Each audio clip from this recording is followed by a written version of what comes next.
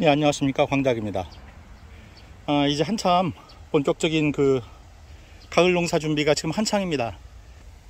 오늘은 제가 개인적으로 굉장히 좋아하고 또 해마다 빠뜨리지 않고 꼭 재배해서 이것저것 음식으로 제가 활용하는 그런 작물을 파종하려고 나왔습니다.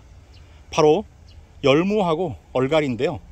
열무와 얼갈이 파종법과 어려울 건 없습니다만 파종법과 그 다음에 재배할 때 좀 팁이 될 만한 사항들을 여러분들에게 소개해 드리려고 합니다.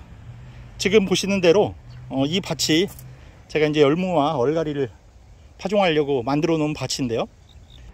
보시는 밭처럼 그렇게 두둑의 높이가 높지 않습니다. 이건 그렇게 굳이 두둑의 높이에 크게 영향을 받는 작물이 아니기 때문에, 그리고 저희 밭이 물 빠짐이 그렇게 나쁜 밭이 아니기 때문에 장마처럼 큰 비가 오지 않는 이상은 별 문제가 없을 거라고 생각을 합니다. 앞쪽에는 얼갈이를 심고, 저쪽으로는 얼갈이를 심고, 이쪽 제가 있는 쪽으로는 열무를 심어서 그렇게 기르려고 생각을 합니다. 열무와 얼갈이는 아까 말씀드린 대로 잎채소입니다. 그래서 잎을 크게 키우는 것이 재배에 있어서 가장 중요한 기술이겠죠. 그런데 물론 이제 잎을 크게 키우는 요소는 밑거름도 중요하고 다 중요합니다만, 좀 햇빛 경쟁을 시켜서, 자기들끼리 햇빛 경쟁을 시켜서 좀 웃자라도록 유도를 해주는 기술이 필요합니다. 햇빛 경쟁을 시키고 또 양분 경쟁을 시켜서 약간 서로 자기들끼리 키를 키우려는 그런 본능을 깨워주기 위한 그런 과정이 좀 필요합니다. 그래서 약간 밀식 재배를 통해서 기르면 줄기도 훨씬 연해지고요. 그 다음에 키도 좀 자라고 잎이 좀 더 자라서 좀 더 수확물이 풍성해질 수 있습니다. 이렇게 저는 이 밭에 지금 3줄로 재배를 할 생각입니다. 그래서 성격상 이 또 줄이 삐뚤삐뚤해지는 걸 잘 못 봅니다. 그래서 보시면 이 지주대를 가지고 이렇게 지금 보이시는지 모르겠습니다. 제가 이렇게 줄을 만들어 놨습니다. 여기 한 줄, 그 다음에 여기 한 줄, 그 다음에 여기 한 줄을 지주대를 갖고 만들어 놨는데요. 여러분들도 혹시 이게 괜찮다 싶어서 하실 생각이라면 이렇게 하시면 됩니다. 지주대를 이렇게 놓아주시고 발로 한번 꾹 밟으십시오.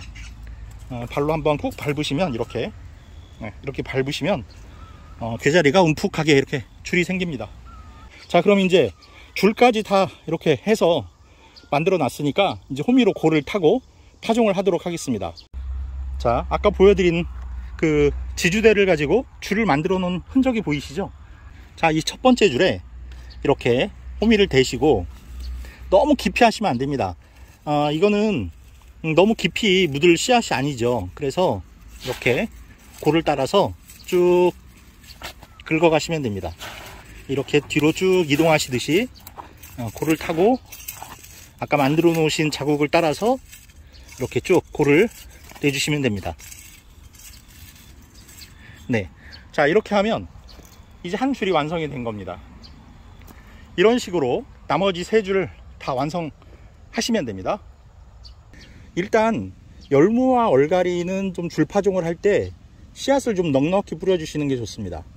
이렇게 파종을 하다 보면 그 씨앗을 일일이 간격을 맞춰서 파종할 수는 없습니다. 그러니까 좀 파종할 때 넉넉히 씨앗을 뿌리셔서 이제 발화가 되면 중간에 그 잎의 성장 과정에 따라서 재배 간격을 조금씩 솎아내면서 맞춰주시면 됩니다.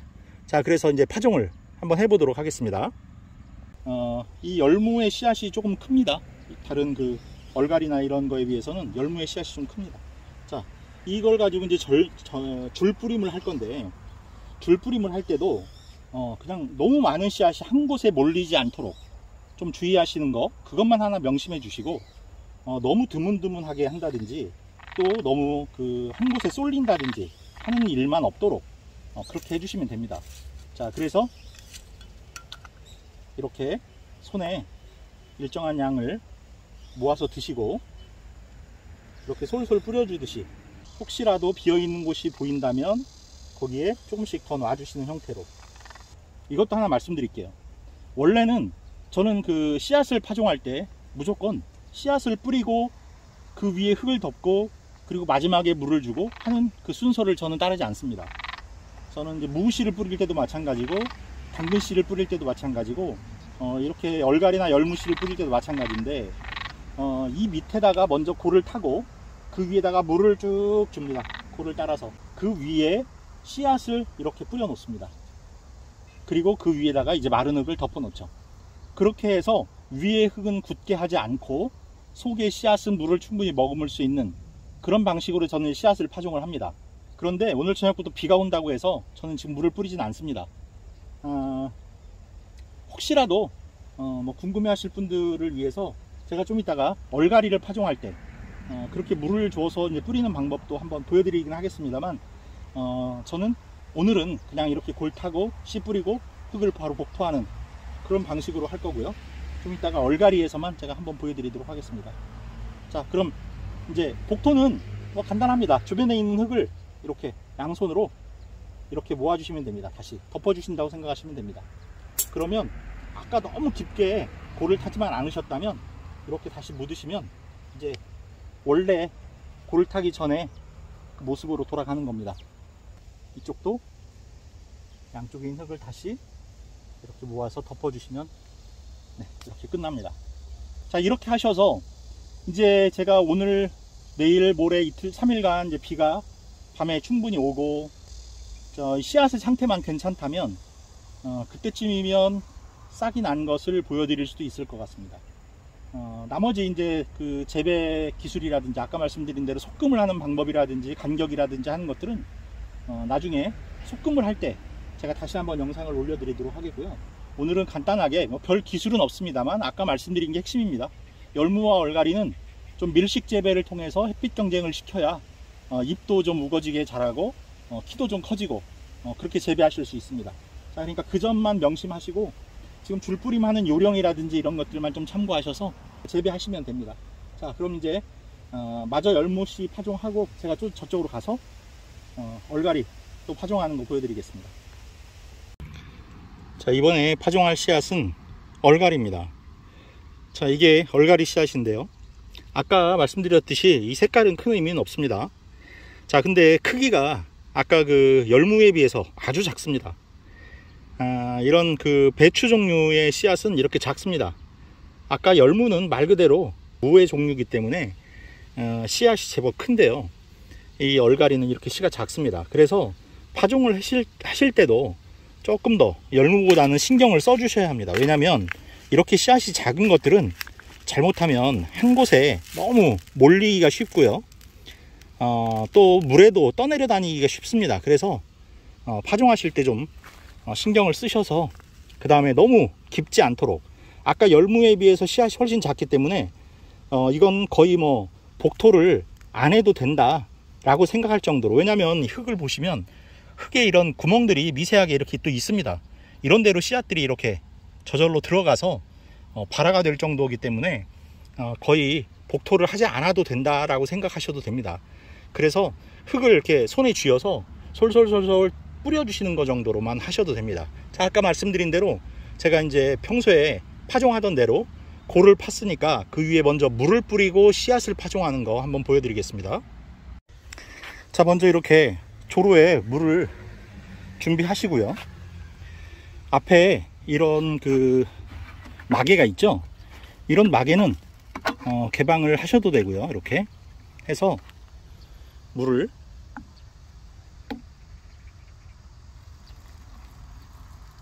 이렇게 골을 따라서 물을 이렇게 뿌려 주십시오.